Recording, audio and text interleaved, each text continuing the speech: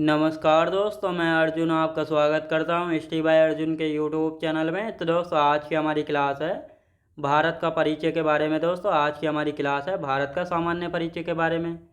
तो आज की क्लास जो है हमारी किसके बारे में, भारत का सामान्य परिचय के बारे में। तो दोस्तों वीडियो को अंत तक जरूर देखना ताकि सभी क्वेश्चन जो है आपको आसानी से याद हो जाएँ। साथ ही दोस्तों अगर आप हमारे चैनल पर पहली बार आएँ तो हमारे चैनल को भी सब्सक्राइब कर लीजिएगा, साथ ही बेल आइकन को प्रेस कर लीजिएगा ताकि हमारे आने वाले वीडियो का नोटिफिकेशन जो है आप तक पहुंचता रहे। चलिए दोस्तों वीडियो को स्टार्ट करते हैं।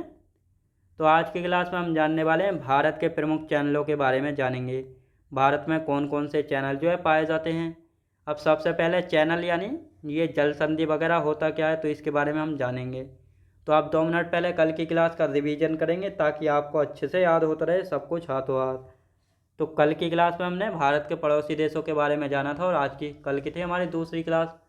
तो हमने कल की क्लास में नेपाल से स्टार्ट किया था। नेपाल, म्यांमार, अफगानिस्तान, भूटान, श्रीलंका और मालदीव के बारे में जाना था। तो यदि नेपाल की बात की जाए तो भारत के साथ 1751 किलोमीटर लंबी सीमा लगाता है।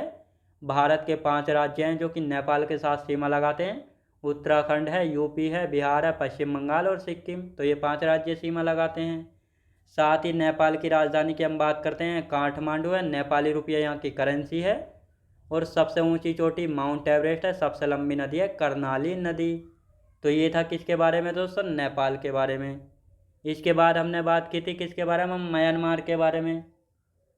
तो म्यांमार के यदि बात की जाए तो भारत के साथ जो है 1643 किलोमीटर लंबी सीमा लगाता है। भारत के 4 राज्य हैं जो कि म्यांमार के साथ सीमा लगाते हैं, अरुणाचल प्रदेश, नागालैंड, मणिपुर और मिजोरम। म्यांमार की राजधानी की बात की जाए तो नैपीदा है। यहाँ की करेंसी क्या है, कयात है। और यहाँ की करेंसी क्या है, कयात है। सबसे लंबी नदी इरावती है जो कि सबसे लंबी नदी कौन सी, इरावती, जो कि म्यांमार की जीवन रेखा भी कहलाती है। तो ये आपको अच्छे से यहाँ पे याद रखना है। इसके बाद दोस्तों हमने बात की थी किसके बारे में, भूटान के बारे में। भूटान जो है भारत के साथ 699 किलोमीटर लंबी सीमा लगाता है। और साथ ही भारत के 4 राज्य हैं जो कि भूटान के साथ सीमा लगाते हैं, यानी सिक्किम, अरुणाचल प्रदेश है, असम है और पश्चिम बंगाल है। यदि भूटान की बात करते हैं सबसे लंबी नदी मानस नदी हो जाती है। यहाँ की राजधानी क्या है, थिम्पू जो है यहाँ की राजधानी। और मुद्रा हो जाती है न्यू गुलट्रम, क्या हो जाती है, न्यू गुलट्रम। और यहाँ की सबसे ऊंची चोटी है गंखर पुनसुम। तो ये आपको याद रखना है। इसके बाद हमने बात की थी अफ़गानिस्तान के बारे में। तो अफ़गानिस्तान की यदि बात की जाए तो भारत के साथ सबसे छोटी सीमा लगाता है केवल किसके साथ, लद्दाख के साथ। कितनी, 106 किलोमीटर लंबी। साथ ही यदि बात की जाए अफ़गानिस्तान पाकिस्तान के बीच की सीमा रेखा कौन सी थी, डूरंड रेखा थी। और इसके बाद हमने बात की थी इसकी राजधानी क्या थी, काबुल थी। मुद्रा क्या थी, अफ़गानी रुपया थी। और साथ ही यहाँ की सबसे लंबी नदी कौन सी थी, हेलमंद नदी थी। यहाँ की संसद को सोरा कहा गया और ये अपना स्वतंत्रता दिवस 19 अगस्त 1919 को मनाता है। तो इसी प्रकार हमने श्रीलंका और मालदीव को भी जाना था। अब आज की क्लास में हम जानेंगे भारत के प्रमुख चैनल। अब चैनल या जल संधि होता क्या है, चैनल या जल संधि। तो जल संधि या जल डमरू पानी के ऐसे तंग मार्ग को कहते हैं जो 2 बड़े पानी के समूह को जोड़ता है, जिससे नाव गुजरकर एक बड़े जलाशय से दूसरे बड़े जलाशय में जा सके। जल संधि या जल डमरू मध्य पानी के ऐसे तंग मार्ग या पतले रास्ते को कहते हैं जो 2 बड़े पानी के समूह को आपस में जोड़ता है और जिससे नाव गुजरकर एक बड़े जलाशय से दूसरे बड़े जलाशय में जा सके, उसको हम चैनल कहते हैं। अब देखो दोस्तों ये तो है भूमि और ये है भूमि। अब ये क्या है, इधर भी मान लेते हैं, इधर भी सागर है और इधर भी सागर है। अब ये बड़े सागर से नाव गुजर कर जो है इस दूसरे बड़े सागर में जाएगी, तो इस पानी के पतले रास्ते से होकर ही तो जाएगी। तो इसी को कहा जाता है क्या, जल संधि या जल डमरू मध्य है। अब देखो इसमें ये भूमि और ये भूमि, ये तो हो गई भूमि। अब इधर भी दोस्तों ये पानी का बड़ा जलाशय है और ये भी पानी का बड़ा जलाशय है। अब इधर से जो है नाव, यानी इस बड़े जलाशय से नाव इस बड़े जलाशय में जाएगी, तो इस पानी के पतले रास्ते से होती हुई तो जाएगी। इसी पानी के पतले रास्ते को जल संधि या जल डमरू मध्य कहा जाता है। तो ये आपको अच्छे से याद रखना है। तो ये आपको समझ आया होगा जल संधि या चैनल क्या होता है। अब देखते हैं भारत में कौन कौन सी जल संधियाँ पाई जाती हैं। तो अधिकतर जो जल संधियाँ पाई जाती हैं ये जो है दोस्तों 4 जल संधियाँ पाई जाती हैं अंडमान निकोबार द्वीप समूह में और 2 पाई जाती हैं दोस्तों लक्षद्वीप समूह में। तो कौन कौन सी इनके बारे में हम बात करेंगे। अब सबसे पहले हम बात करते हैं, ये है कोको द्वीप जो कि एक म्यांमार का द्वीप है कोको द्वीप। इसके नीचे ये पड़ता है उत्तरी अंडमान द्वीप, ये तो आप सभी को पता है हमारे अंडमान निकोबार द्वीप समूह का द्वीप है उत्तरी अंडमान। कोको द्वीप और उत्तरी अंडमान द्वीप के बीच एक पतला सा रास्ता है पानी का, जिसको क्या कहा जाता है, कोको जल संधि। अब यहाँ से आपको क्वेश्चन कैसे पूछा जाएगा, यानी कोको द्वीप और उत्तरी अंडमान के बीच कौन सी जल संधि है, कोको जल संधि। उत्तरी अंडमान व कोको द्वीप को जो है कौन सी जल संधि अलग करती है, तो ये कोको जल संधि जो है अलग करती है, तो ये आपको याद रखना है। अब उत्तरी अंडमान के नीचे पड़ता है मध्य अंडमान, जो कि अंडमान निकोबार द्वीप समूह का सबसे बड़ा द्वीप है। मध्य अंडमान के नीचे है दक्षिणी अंडमान और इसके नीचे है लघु अंडमान। अब दक्षिणी अंडमान और लघु अंडमान के बीच भी एक पानी का पतला सा रास्ता है, जिसको कहते हैं हम, इसको कहते हैं डंकन पास। तो आपको पता लगा होगा डंकन पास जो है दक्षिणी अंडमान और लघु अंडमान या लिटिल अंडमान के बीच में पड़ता है। देखो ये है ना डंकन पास, इसके नीचे लिटिल अंडमान है और ये कौन सा, ये है साउथ अंडमान, बोले तो दक्षिणी अंडमान। अब देखो दोस्तों लिटिल अंडमान है और ये है कार निकोबार, इनके बीच में 10 डिग्री चैनल है ना, तो इसी प्रकार जो है क्वेश्चन यहाँ से बनते हैं। अब यहाँ पे हम बात करते हैं, ये लघु अंडमान है और ये कार निकोबार। लघु अंडमान और कार निकोबार के बीच जो है कौन सा चैनल है, तो इसको हम कहते हैं 10 डिग्री चैनल। तो ये 10 डिग्री चैनल किन दो द्वीपों के बीच पड़ता है, लिटिल अंडमान और कार निकोबार के बीच पड़ता है। इनका नाम इनकी अक्षांश डिग्री के अनुसार जो है रखा जाता है।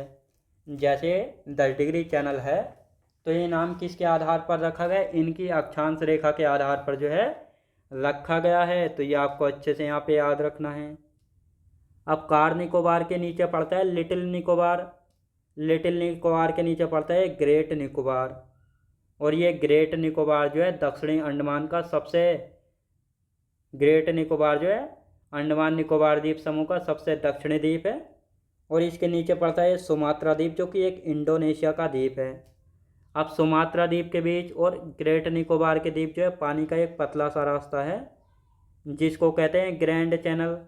तो ये ग्रैंड चैनल जो है ग्रेट निकोबार और सुमात्रा द्वीप को अलग करता है। तो ये आपको अच्छे से यहाँ पे याद रखना है। तो ये भी आपको अच्छे से यहाँ पे समझ आया होगा। अब दोस्तों यहाँ पे हम बात करेंगे मिनिकॉय के बारे में, मिनिकॉय और मालदीव के बारे में। तो ये तो है लक्षद्वीप समूह और ये है मालदीव, तो ये आपको पता है। और ये जो छोटा सा द्वीप है ये है मिनिकॉय द्वीप, जो कि किसका हिस्सा है, लक्षद्वीप का हिस्सा है, लेकिन थोड़ा दूर है। और लक्षद्वीप का ये दक्षिणतम द्वीप है। अब ये जो लक्षद्वीप और मिनिकॉय के बीच जो पानी का पतला सा रास्ता है, इसको कहते हैं दोस्तों 9 डिग्री चैनल। तो 9 डिग्री चैनल जो है किन दो द्वीपों के बीच है, लक्षद्वीप और मिनिकॉय के बीच है। अब मिनिकॉय के नीचे पड़ता है मालदीव, जो कि एक इंडियन ओशियन में सबसे छोटा द्वीपीय देश है। अब मिनिकॉय के बीच और मालदीव के बीच जो है पानी का पतला सा रास्ता है, इसको कहते हैं 8 डिग्री चैनल। तो ये आपको पता लगा होगा 8 डिग्री चैनल, 9 डिग्री चैनल कहाँ पर स्थित है। तो इनको अब यहाँ पे देखते हैं। मिनिकॉय व मालदीव व मिनिकॉय के मध्य कौन सा चैनल है, 8 डिग्री चैनल है। लक्षद्वीप व मिनिकॉय के मध्य 9 डिग्री चैनल है। कौन सा दोस्तों, 9 डिग्री चैनल है।